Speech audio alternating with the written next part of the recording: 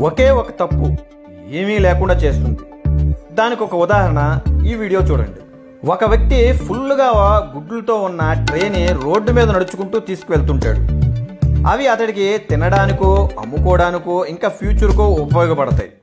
అందుకే చాలా జాగ్రత్తగా నిదానంగా అడుగులు వేసుకుంటూ తీసుకువెళ్ళాలి. అలా వెళ్తుండగా ఒక గుడ్డు ట్రే నుంచి జారి కింద పడుతుంది.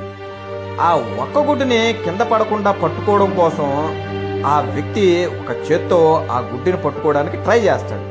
ఇంకేముంది, ఆ ఒక్క గుడ్డును పట్టుకోవడమేమో కానీ ఇంకో చేతిలో ఉన్న ట్రే చేతిలోంచి జారి కింద పడి ట్రేలో ఉన్న గుడ్లు మొత్తం కింద పడి పగిలిపోయాయి.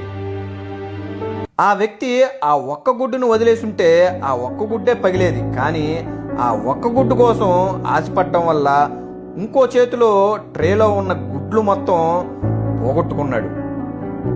జీవితం కూడా అంతే.